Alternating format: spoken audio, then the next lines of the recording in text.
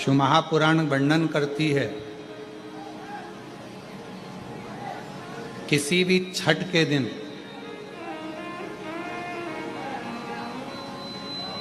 चाहे अंधेरी की छठ हो, चाहे उजाले की छठ हो, किसी भी छठ के दिन अगर षडानंद कार्तिकेय जी महाराज का नाम लेकर 6 बेलपत्र और उस 6 बेलपत्र पर 6 दुर्वा, 6 पुष्प, 6 अक्षत के दाने रखकर षडानंद कार्तिकेय बाबा के स्मरण कर कर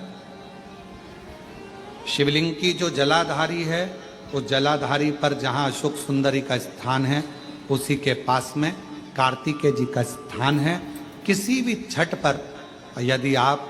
बाबा को वो बेलपत्र, वो दुर्वा, वो पुष्प, वो अक्षत का दाना 6 समर्पित करते हैं, किसी भी छठ के दिन, षष्ठी के दिन स्कंद भगवान का नाम लेकर, स्कंदेश्वर बाबा का नाम लेकर, कार्तिकेय बाबा का नाम लेकर यदि समर्पित करते हैं तो जिंदगी में कितना भी कर्जा हो, वो कर्जा 3 महीने के अंदर समाप्त होता ही है। कितना भी कर्जा, साथ में आपका परिश्रम, साथ में आपकी मेहनत और आपकी दृढ़ता। क्या होता है, लोग सोचते हैं कि हमने शंकर जी को बेलपत्र समर्पित कर दी तो कर्जा चूकेगा, पर साथ में मेहनत भी करना। अगर आप मानते हैं कि पूरी पूरी कथा का इसमें कई दुनिया के कई लोग हैं, हमारी कथाओं को आधा काटते हैं, आधा भेज देते हैं।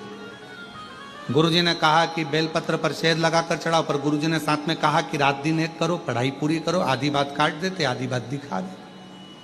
पर उसका हमको कोई फर्क नहीं पड़ता है। आग लगे बस्ती में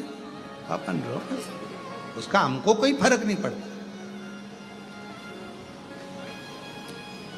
क्योंकि दुनिया का काम है गलत चीजें जनमानस में देना, जिससे बदनामी हो, अब शब्द बोले जाए, ताने दिए जाए, गालियां दी जाए, ये दुनिया की रीति है। बहुत आते हैं दिन भर में, कहीं कोई दबाव देने के लिए आता है, हम तुम्हारी बदनामी करेंगे, हमको 1 करोड़ दो, हम ये छब्बा देंगे, हम वहां से आएंगे, हम ऐसा कर जाएंगे, हम वैसा कर जाएंगे। बहुत आते, दिन भर का काम है इनका, रोज का यही काम है, हमें ये करो, हमको वो करो।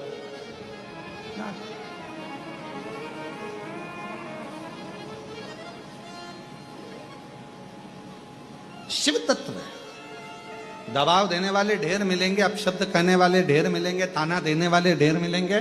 पर आप अपनी पूर्ण ऊर्जा के साथ में शिव महापुराण की कथा कहती है, 6 बेलपत्र,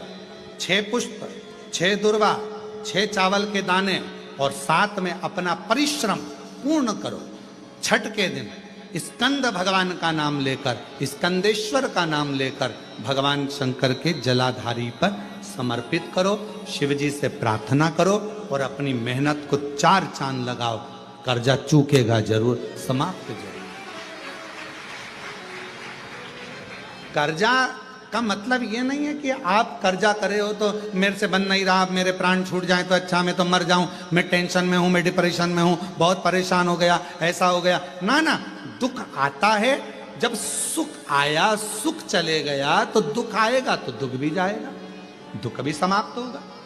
उसमें क्या विचार कर। ऐसा तो नहीं है कि दुख समाप्त नहीं होगा, दुख नहीं जाएगा,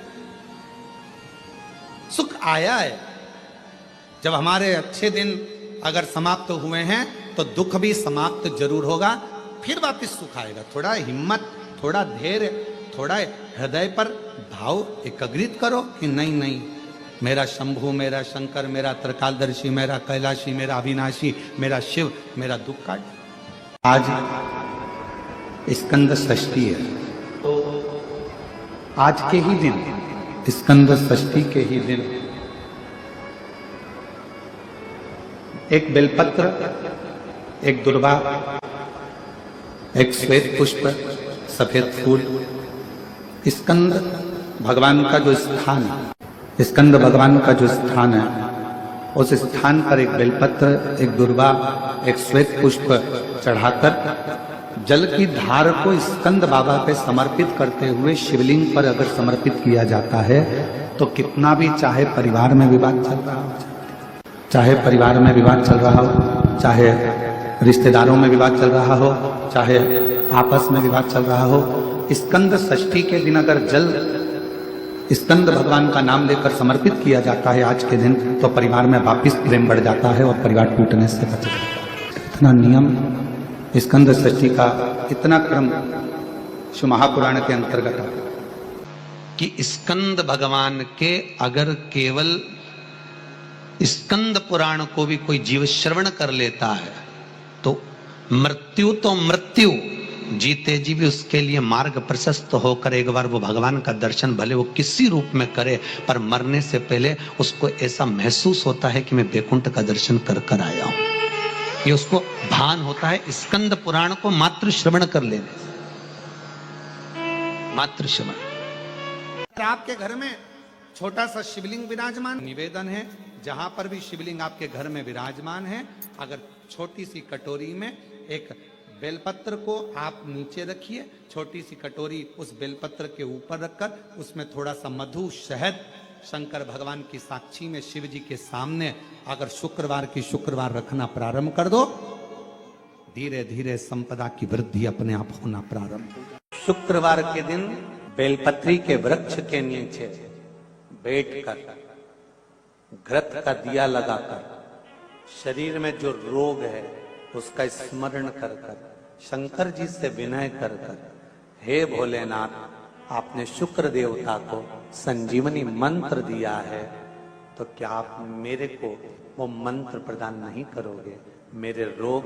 मेरी बीमारी, मेरे दुख को आप नहीं हरोगे? शिव से कहो, ये शरीर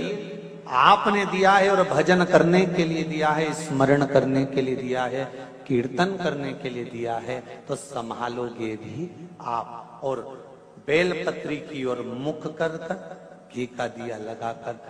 महामृत्युंजय मंत्र का स्मरण कर लेने पर धीरे धीरे धीरे धीरे धीरे धीरे वो रोग समाप्ति की ओर आता चले जाता है। और शुक्रवार के दिन माता लक्ष्मी के लिए अग्नि में आहुति दीजिए। महाराज,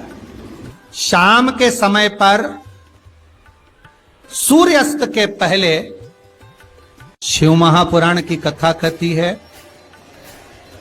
अग्नि पुराण कहती है, नर्मदा पुराण कहती है,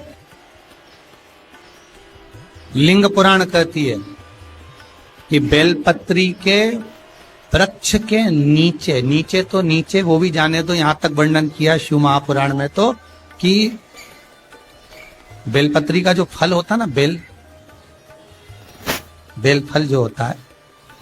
कहते हैं अगर किसी व्यक्ति के यहाँ लक्ष्मी की कमी होती है, संपदा की कमी होती है, जिसके यहाँ पैसा नहीं आता, धन नहीं आता, तो बेल का जो फल होता है, बेलपत्री का जो फल होता है, उस फल के गूदे को, बेलपत्री के फल का गुर्दा निकाल लो, सुखा लो, गाय के घी में उसको डुबो लो और शुक्रवार के दिन माता लक्ष्मी के लिए अग्नि में आहुति दीजिए। महाराज, शाम के समय पर सूर्यास्त के पहले ये जो आहुतियां हम बेले के गुर्दे के फल की गाय के घी में डुबोकर माता लक्ष्मी और भगवान विष्णु के नाम से देते हैं, महाराज 2 या 3 शुक्रवार करोगे, लक्ष्मी की कभी कमी नहीं आती, संपदा बढ़ती है। एक प्रयोग और कर कर देखना, कभी अगर मौका मिले आपको तो प्रयोग कर कर देखिए। लिंग पुराण के अंदर लिखा हुआ है, शिव पुराण में, लिंग पुराण में और स्कंद पुराण में कहा गया है कि अगर किसी ने बेले के फल को, बेले के फल का अगर थोड़ा सा भी गुर्दा पाया है, बेले के फल को खाया हो या बेल का रस पिया हो या बेल के फल का जूस पिया हो, अगर वो व्यक्ति का अनायास किसी कारणवश प्राण भी छूट गए हो, तो शिव महापुराण की कथा कहती है कि 27 दिन तक वो बेल के फल का रस उसके नस नस में रहता है, तो उस व्यक्ति को यम नहीं छूते, वो कैलाश पर निवास करता है। मर भी जाता है तो अधोगति में नहीं पड़ता, नरक नहीं भोगता, वो बैकुंठ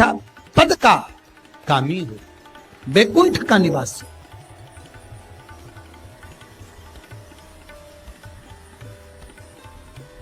बैकुंठ का निवासी।